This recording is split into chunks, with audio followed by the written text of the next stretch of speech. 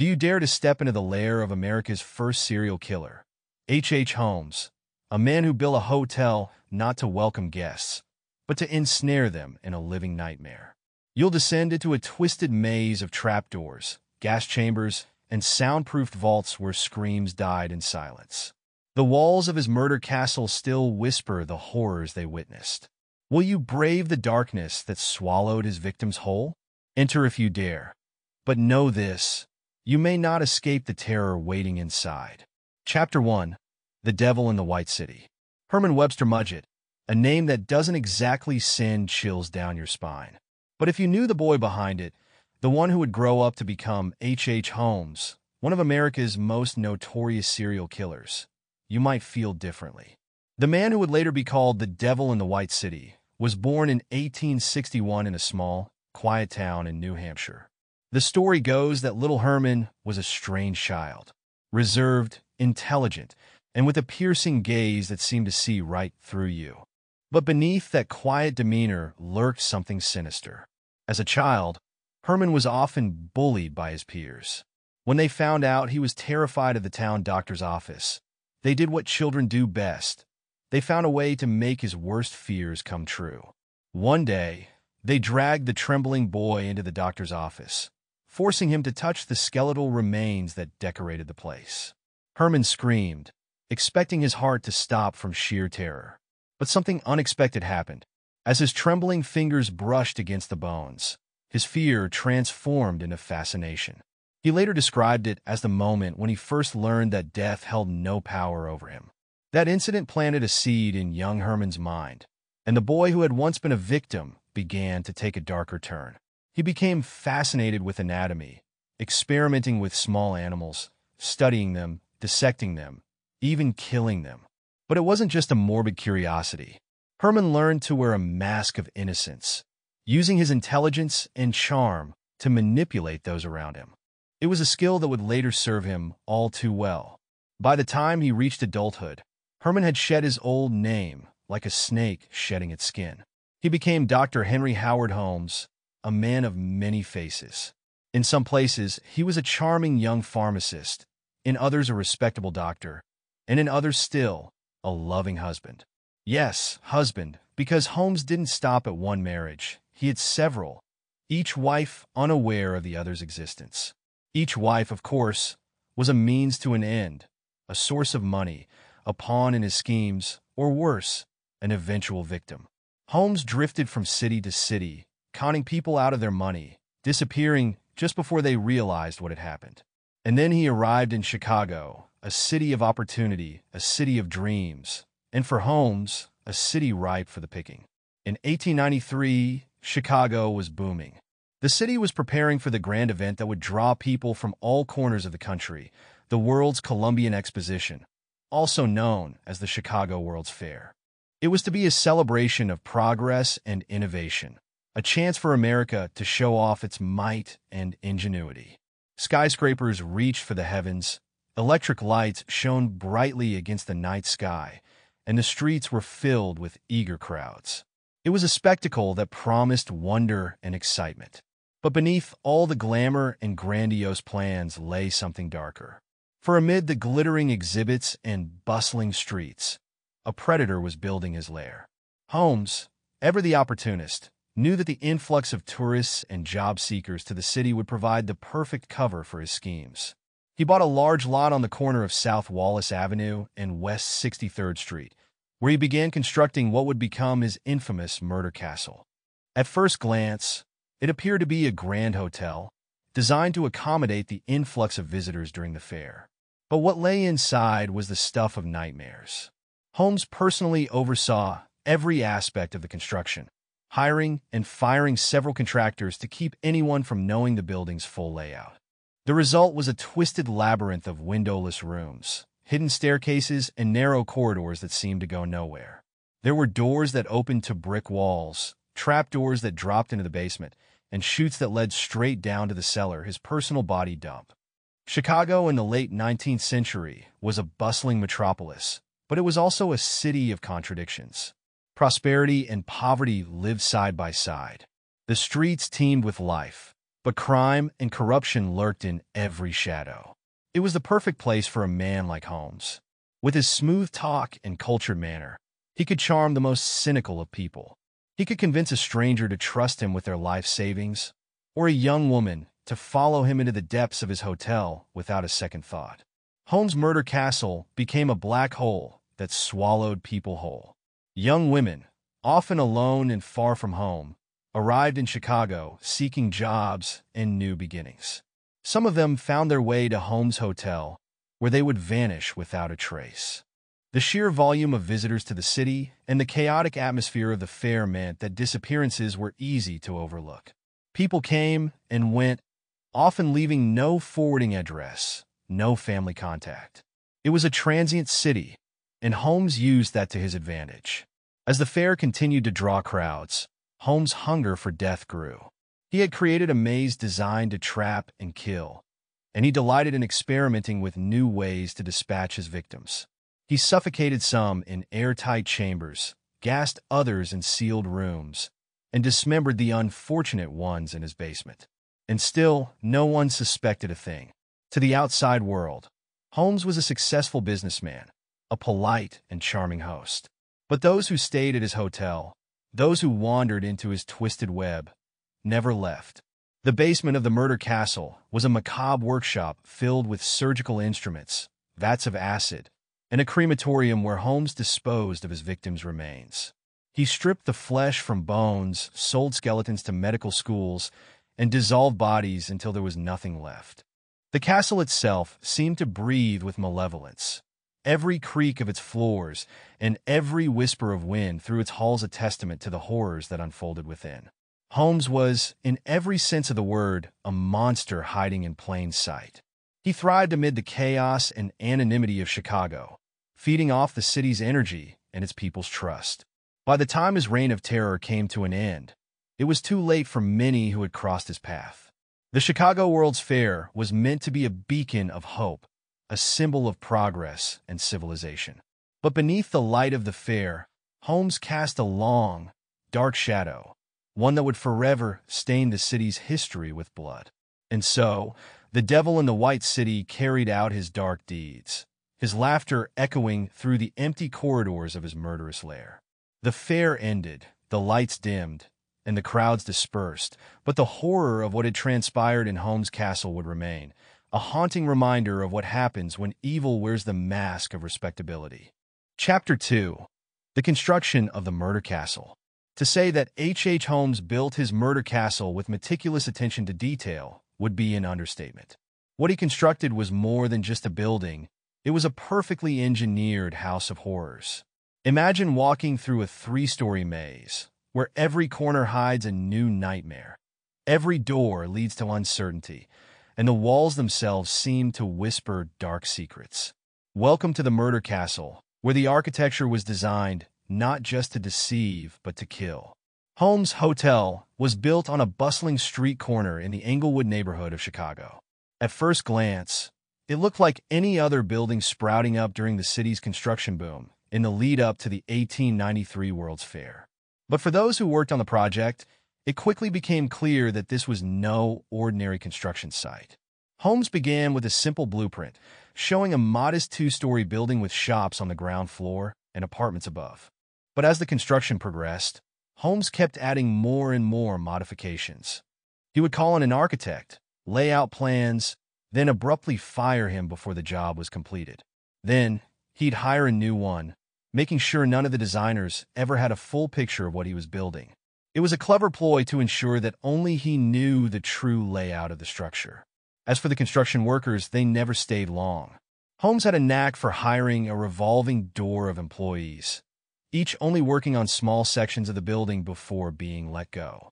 The workers must have thought it strange, walls being built and torn down, staircases leading to nowhere, and rooms with no windows or doors. They were tasked with constructing soundproof chambers and hidden trapdoors, but didn't question why a hotel would need such bizarre features. If they did, they didn't dare ask Holmes. After all, he was charming and persuasive, always quick with a smile and a promise of payment, though the money often never came. The truth was, Holmes funded his murder castle through a web of lies and deceit. He conned suppliers, stiffed contractors, and swindled investors. With a calm demeanor and a knack for manipulation, he convinced people to extend credit, only to vanish before payment was due. Banks, investors, and suppliers all became unknowing participants in the creation of this deadly lair. Holmes' finances were as twisted as the corridors of his castle. But what exactly did Holmes build with all this deception and trickery? The murder castle was a testament to his monstrous mind. Imagine stepping through its front doors, only to find yourself in a disorienting labyrinth. There were hallways that led to nowhere, staircases that doubled back on themselves, and doors that opened to reveal solid brick walls. It was a disorienting, dizzying maze, and that was only the beginning. Holmes' favorite guests were led to rooms with special features like airtight seals and gas fixtures. These rooms looked like any other hotel room, but with a sinister twist. Holmes could turn a valve and fill the room with gas, suffocating the victim inside. And if they tried to scream, no one would hear them. The walls were lined with asbestos, soundproof to contain the desperate cries of those inside. For others, the trapdoors and secret passages were their doom. A guest could be standing on what seemed like solid ground one moment and plummeting down a chute the next, landing in the basement where Holmes would process them. Some rooms had floors that tilted, sending those inside sliding down into a dark pit below. Once they were in the basement, their fate was sealed. The basement of the murder castle was a macabre workshop. Holmes outfitted it with vats of acid, a dissection table, and even a crematorium. This was where the real horror took place. It was his personal playground for experimentation and disposal. He would strip flesh from bone, cut up bodies with surgical precision, and dissolve what remained in the acid vats. The worst part? He sometimes sold the clean skeletons to medical schools, making a profit off the very bones of his victims. During the construction phase, strange things began to happen around the murder castle. Workers reported hearing noises, unexplained whispers that seemed to come from within the walls. Tools would go missing, only to turn up later in rooms that hadn't even been built yet. Some workers spoke of a heavy, oppressive feeling that lingered in the air, as if the building itself were alive, feeding off the energy of those toiling within it. And then there were the disappearances. Holmes' revolving door of workers meant that it was easy for someone to vanish without raising suspicion. A carpenter didn't show up one day, and everyone assumed he'd just moved on to another job. A bricklayer went home one night and never returned. No one batted an eye. Chicago was a transient city, and people came and went all the time. But the truth was far more sinister. Holmes had begun experimenting, even before the castle was completed. Workers who were too nosy or who started asking questions often found themselves on the receiving end of Holmes' experiments. They were his early victims, those unlucky enough to be caught within the walls of a building designed for death. The strangest incident of all involved a young architect's apprentice. He had been working late one evening, sketching out some of the bizarre modifications Holmes demanded. The next morning, the foreman found his drawings crumpled on the floor, the pencil snapped in half. The apprentice was gone. His tools were left behind, his coat still hung on the hook by the door. But there was no trace of him. When the foreman asked Holmes if he knew anything, the good doctor just smiled and said, "I'm sure he'll turn up eventually." He never did. By the time the murder castle was finished, it had become a living, breathing monster, its walls soaked with malice. Holmes stood in the grand lobby, surveying his creation with satisfaction. Every room, every hidden passage, every trapdoor was precisely where he wanted it. This was no ordinary hotel. It was a machine of death, designed for one purpose only: to trap, kill, and dispose of anyone unfortunate enough to enter. The 1893 World's Fair would bring thousands of unsuspecting people to Chicago, each one a potential victim. And Holmes, standing in the shadows of his murderous creation, was ready to welcome them with open arms. The murder castle was complete, and soon it would begin its reign of terror. Chapter 3: A House of Horrors. Walking into H.H. Holmes' hotel, you'd be forgiven for thinking it looked perfectly normal. There was a grand reception area, polished wood floors and plush carpeting. The air smelled faintly of lavender, and the chandeliers cast a warm, welcoming glow. But the welcoming facade was only skin-deep. This wasn't just a hotel, it was a nightmare factory. Every room was designed to deceive, disorient, and destroy. Holmes had poured his dark genius into creating a labyrinthine death trap, a place where every turn could lead to unspeakable horrors. Let's step inside and take a closer look at this house of horrors room by room. The lobby and reception area. The lobby seemed ordinary enough, a place where weary travelers might check in for a night's rest. Holmes himself often greeted guests here, his disarming smile and courteous demeanor putting them at ease. But behind the counter, there were hidden buttons and levers. With just a flick of his finger, Holmes could seal a room shut, cut off air supply, or activate gas fixtures to release a deadly mist into the guest rooms above. The lobby led into a maze of hallways, some of which had false doors or dead ends, giving the impression that the hotel was far larger than it actually was. Once a guest turned a wrong corner, it was all too easy to get lost, exactly as Holmes intended. Those who dared to call for help would find no one answered. The walls, thick and soundproofed, swallowed up their cries like a black hole. The hallways of deception. Every hallway in the murder castle was a puzzle. Some were fitted with hidden trapdoors, others with panels that swung open to reveal passageways leading straight to the basement. Holmes knew the layout intimately. He had designed it to confuse even the most perceptive visitor. It was said that he would stand quietly in the shadows, watching as his victims roamed the corridors, panic building as they realized they couldn't find their way out. Survivors, if you could call them that, spoke of walking in circles for hours, their fear mounting with every dead end and locked door.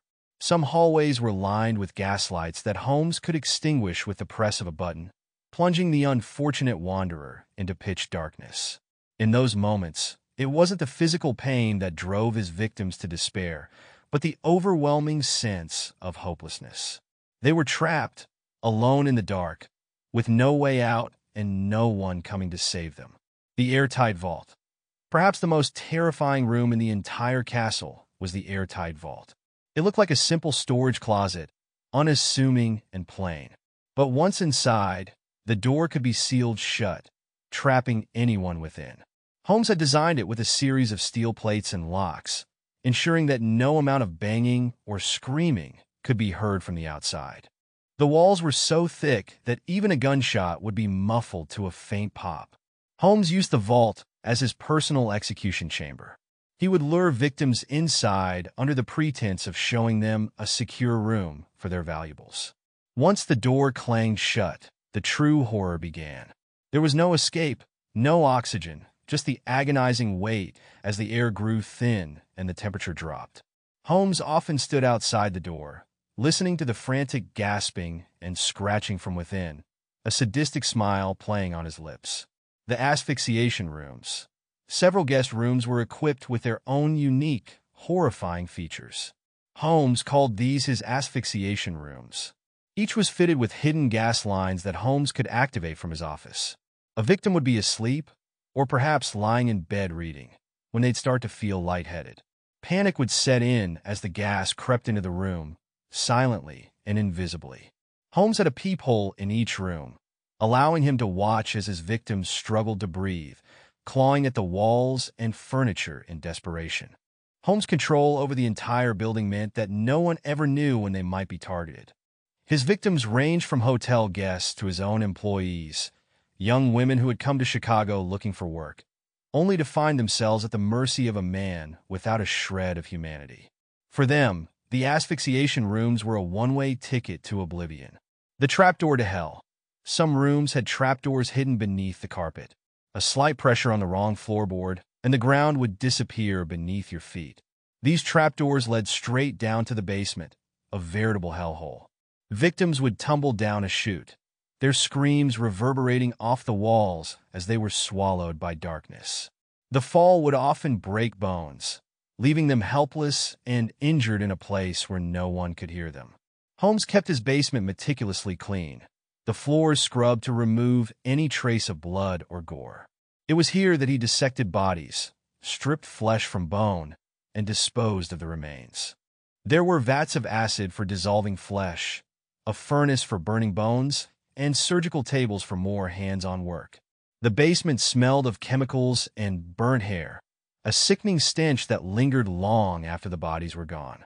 The secret passages. Secret passages crisscrossed the entire building, allowing Holmes to move about unseen. He could observe his victims from behind false walls or hidden alcoves, his eyes gleaming with sadistic glee as he watched their terror unfold. One passage even had a sliding panel that opened directly into a guest room. He would sneak in quietly, stand over a sleeping victim, and then decide whether to let them wake up or not. The psychological impact of these rooms was devastating. Victims were stripped not just of their lives, but of their sanity. Those who weren't killed immediately were often kept in tiny, lightless rooms, starved, beaten, and driven to madness.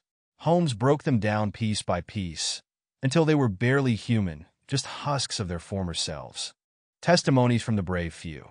There were few who survived Holmes' castle of horrors, but the testimonies of those who did are chilling.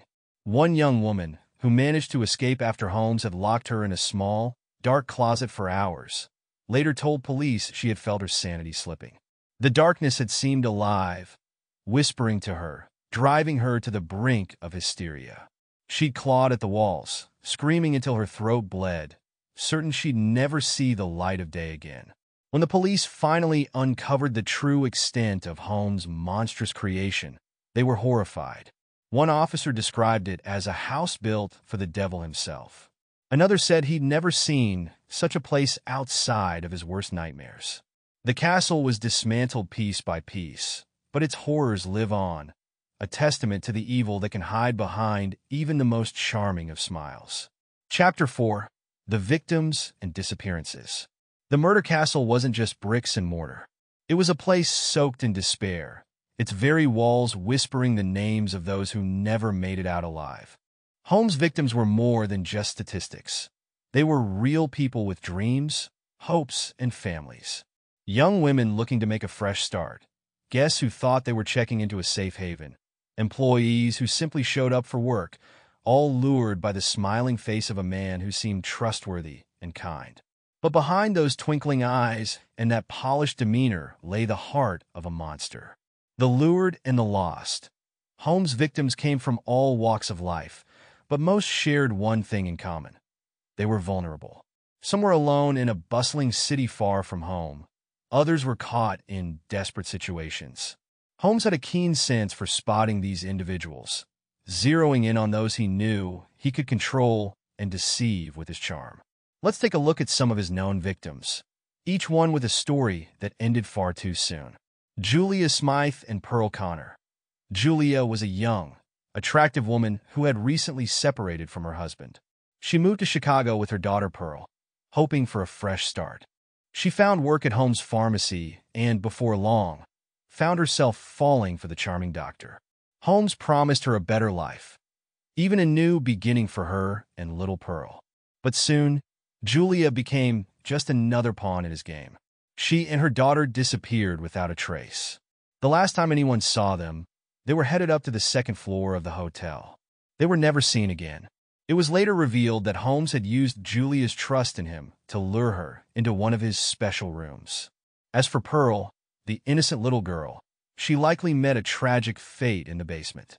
It's believed Holmes killed her quickly, perhaps in an effort to cover his tracks. When asked about the mother and daughter, Holmes smiled and told people they had gone back to visit family. No one questioned it at the time, but the truth was far darker. Emmeline Sigrand. Emmeline was another young woman, fresh-faced and hopeful. She moved to Chicago after Holmes promised her a job as his personal secretary. He lavished her with attention, gifts, and sweet promises, all the while plotting her demise. Once Emmeline fell under his spell, Holmes wasted no time in luring her into one of his airtight vaults under the pretense of showing her a safe place for their future valuables. By the time she realized what was happening, it was too late. Her death was slow and agonizing, as the air slowly left the sealed room. Afterwards, Holmes disposed of her body in the basement. He went on to calmly tell anyone who asked that she had left town to get married.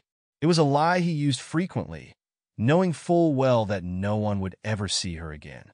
Ned Connor and the Connor family. Ned Connor was a jeweler who moved to Chicago with his wife, Julia, and their young daughter, Pearl, seeking employment. Holmes hired him to work at the jewelry counter of his drugstore, all the while seducing his wife behind his back. Ned suspected something wasn't right, and before long, the marriage crumbled. He left Chicago, abandoning Julia and Pearl in the care of Holmes. Ned couldn't have known that his decision would seal his family's fate. After he left, Holmes set his sights on Julia and Pearl, promising them a bright future. He told Julia he would marry her, and she believed him. But it was all part of his twisted game. After their disappearance, Ned returned, only to be told that his wife and daughter had moved on. He never saw them again. The guilt and regret of abandoning them to a predator like Holmes haunted Ned for the rest of his life. Minnie and Nanny Williams.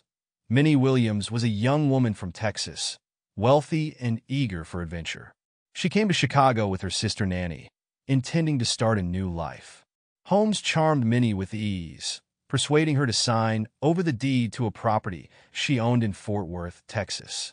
He even proposed marriage to Minnie, further deepening her trust in him. Nanny, on the other hand, was skeptical of Holmes and his intentions, but she was silenced before she could interfere. Holmes convinced the sisters to move into the murder castle, under the guise of giving them a place to stay while preparing for the wedding. But once there, Nanny vanished.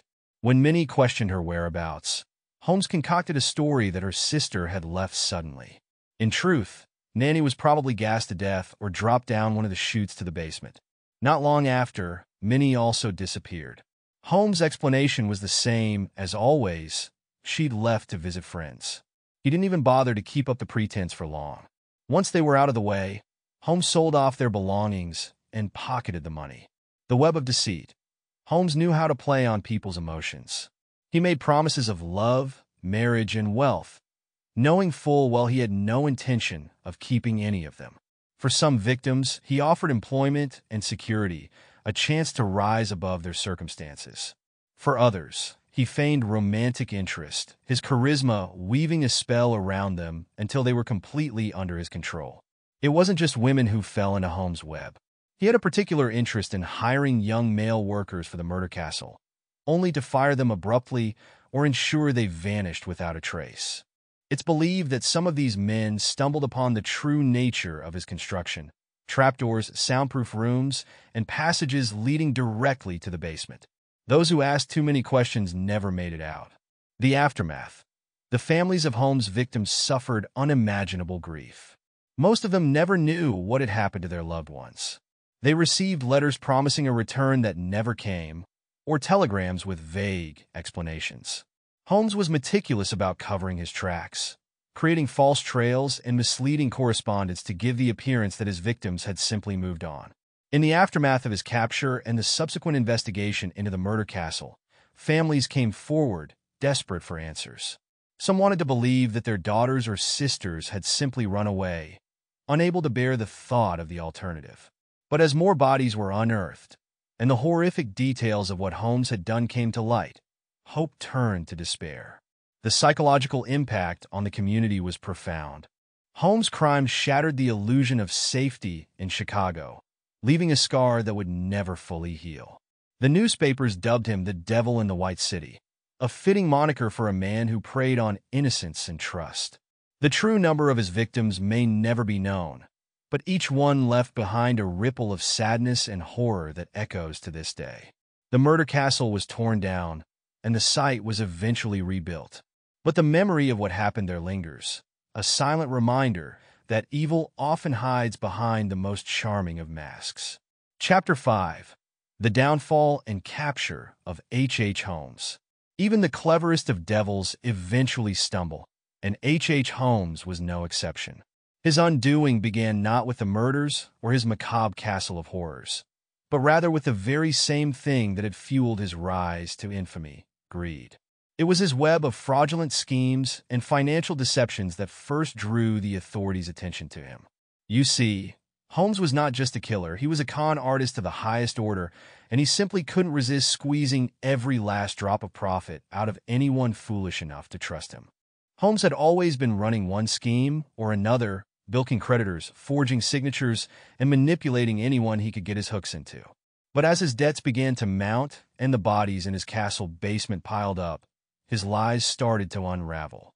One by one, business partners, investors, and banks began to realize they had been taken for a ride, but by the time they caught on, Holmes was already planning his next move.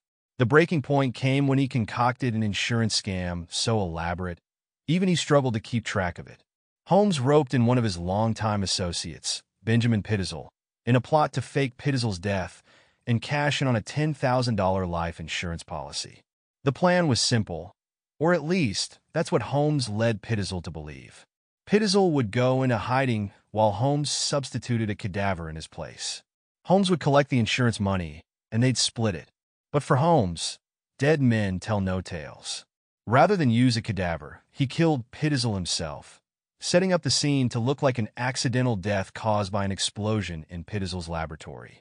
With Pitzel out of the way, Holmes collected the payout with ease. Holmes might have gotten away with it too, if he hadn't made one fatal mistake. He chose to involve Pitzel's wife, Carrie, and their 3 children in the scheme. Telling Carrie that her husband was still alive and in hiding, Holmes convinced her to allow him to take custody of her children while she made her way to meet him.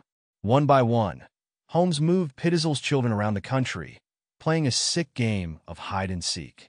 He separated the family, taking the children to different cities, all the while sending Carrie reassuring letters that they would be reunited with their father soon. What Holmes didn't know was that the Pinkerton National Detective Agency had already begun to investigate him. Suspicious insurance agents, along with local law enforcement, had enlisted the help of the Pinkertons, famed for their relentless pursuit of criminals. Once on Holmes' trail, they didn't let go. Detectives tracked his movements as he hopped from city to city, leaving a trail of false identities and mounting debts behind him. As the Pinkertons closed in, Holmes grew more erratic. He must have known that his game was up, but instead of fleeing the country or going underground, he did something utterly monstrous. He killed 2 of the Pitzel children, Alice and Nellie, stuffing their tiny bodies into a trunk and burying it in the basement of a rented house in Toronto. He then moved on to Philadelphia with the youngest, Howard, whom he also killed in cold blood. By this time, the Pinkertons were hot on his trail. Holmes had become careless, leaving clues in his wake. It was only a matter of time before they caught up to him. On November 17, 1894, in Boston, Holmes was finally apprehended. There he was, standing on a street corner, looking every bit the calm, collected doctor he had always pretended to be. He didn't struggle when the detectives slapped the handcuffs on him, nor did he try to talk his way out of it. He simply smiled, a smile that chilled the detectives to their bones. Holmes was initially arrested for the insurance fraud involving Pitzel's death, but as detectives delved deeper into his past, the true horror of what he had done began to unfold.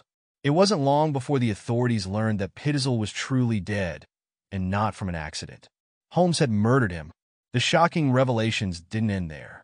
As they followed Holmes' trail back to Chicago and the murder castle, they uncovered a grisly scene. Police and detectives explored the murder castle, uncovering a nightmarish tangle of secret rooms, chutes, and chambers. The building seemed alive with malevolence, as if the walls themselves held the memories of the screams that had echoed through its halls. The authorities found evidence of the missing women and children Holmes had lured to their deaths. Human remains, bone fragments, bloodstains, and scraps of clothing confirmed the worst fears. Holmes was not just a con man or a fraudster. He was a serial killer on a scale the country had never seen. Holmes' trial in Philadelphia was nothing short of sensational.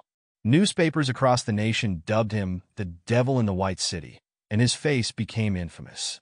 People couldn't believe that a man who looked so respectable and refined could be capable of such depravity. The courtroom was packed every day, spectators craning their necks to catch a glimpse of the man who had built a house of horrors.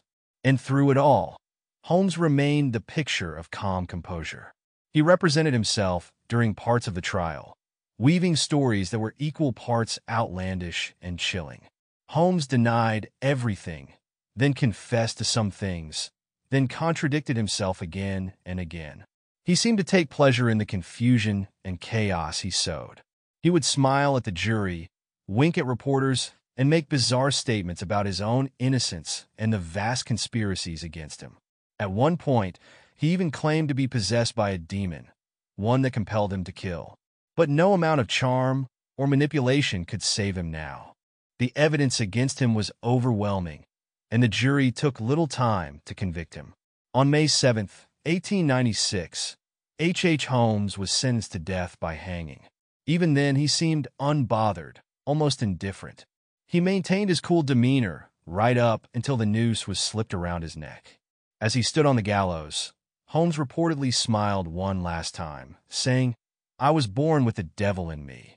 When the trapdoor swung open, H. Holmes, the devil in the White City, met his end. But even death couldn't erase the terror he had inflicted. His legend lives on, a cautionary tale of how evil can wear the most charming of masks.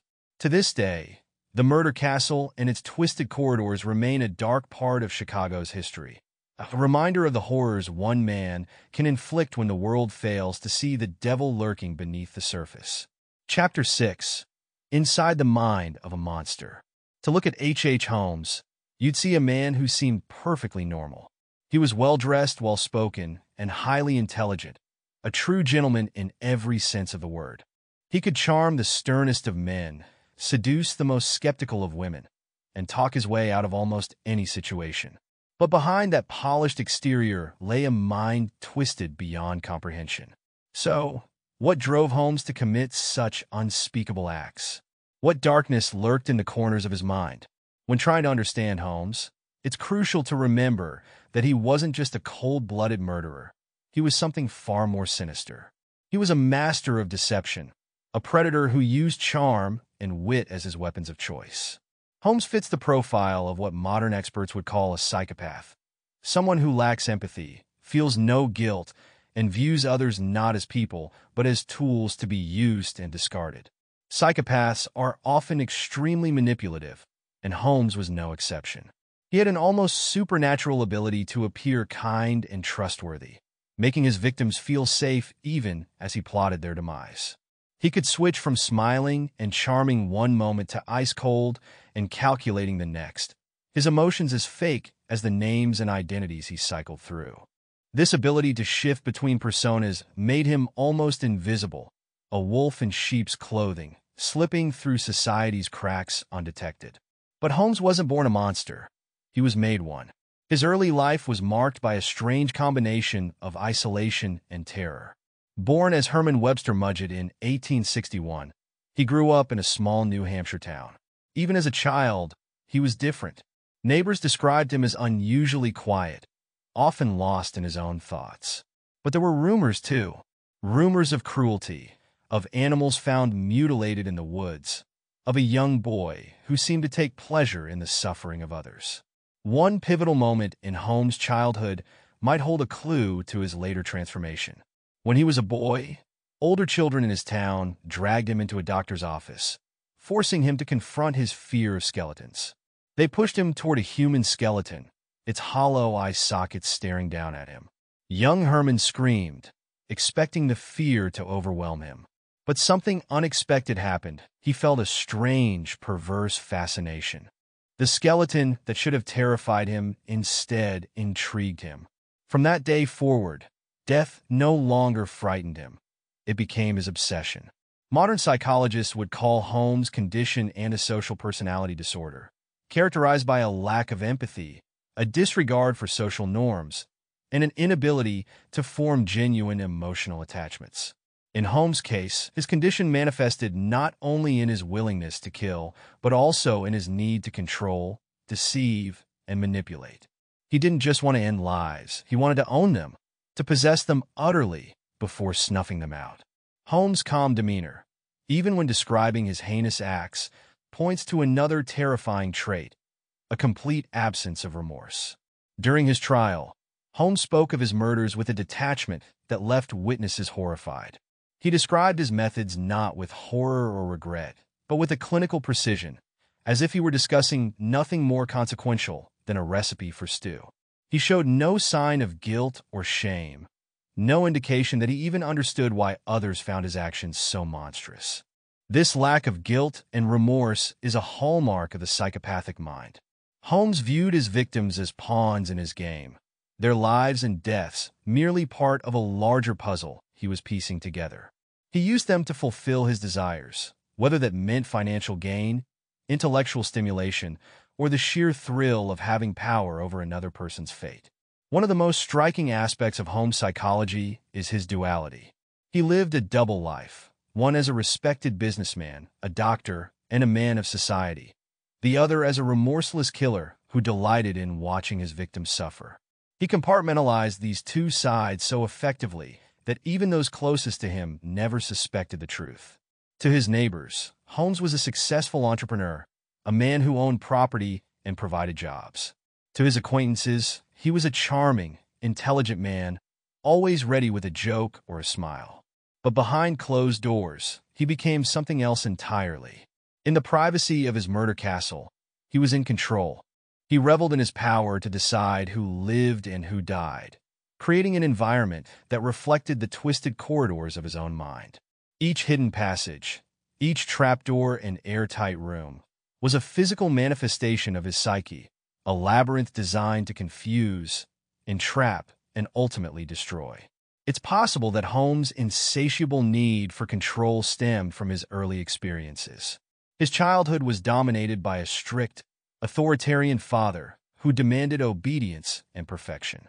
Holmes may have developed a deep-seated need to exert power over others as a way to compensate for the powerlessness he felt as a child. Or perhaps it was simply that he never saw other people as real, never felt the warmth of human connection. Another factor to consider is Holmes' intelligence. He wasn't just a brute who killed for pleasure. He was a highly educated man who studied medicine and chemistry. His knowledge allowed him to kill in ways that were precise and efficient. He knew how to manipulate the human body, how to inflict pain, and how to hide evidence. But it wasn't just his academic intelligence that set him apart, it was his emotional intelligence. Holmes knew exactly how to play on people's emotions, how to read their fears and desires, and how to use that information to his advantage. Holmes' education and intellect also made him arrogant. He believed himself to be superior to those around him, and in many ways he was. He evaded suspicion for so long because he saw through the weaknesses in the system. He knew how to lie convincingly, how to shift blame, and how to play on people's prejudices and expectations. It was this combination of intelligence, charm, and ruthlessness that made him such an effective killer. In the end, Holmes' story is one of a man who was both brilliant and depraved, who saw himself as above the laws that govern ordinary mortals. He didn't kill out of passion or desperation. He killed because he wanted to, because he could, and that perhaps is the most frightening thing of all. Understanding H. Holmes means confronting the fact that evil can wear a friendly face, that a monster can hide behind the guise of respectability. He wasn't some shadowy figure lurking in the dark. He was the man tipping his hat to you on the street, the doctor taking your pulse, the hotel owner offering you a room. And that's what makes his story so terrifying. It's a reminder that sometimes the most dangerous predators are the ones who look just like us. Chapter 7. The Legacy of the Murder Castle. H. Holmes may have met his end on the gallows, but his legacy, the terror he sowed, and the macabre masterpiece he constructed, lives on. The Murder Castle, with its twisting hallways and trap-filled rooms, became a symbol of pure evil, the blueprint for every haunted house and villainous lair in horror fiction. Long after Holmes' body swung lifeless from the noose, the building itself continued to cast a dark shadow over Chicago. But what happened to the Murder Castle after its creator was gone? Did it stand there, empty and brooding, a grim reminder of what one man's twisted mind could conceive? Or did it vanish into the ether, taking its secrets with it? The answer, like much of Holmes' story, is wrapped in mystery and intrigue. After Holmes' arrest, the castle quickly became the stuff of legend. People flocked to it, morbid curiosity driving them to glimpse the place where so many lives had been lost. The public couldn't get enough of the gruesome details.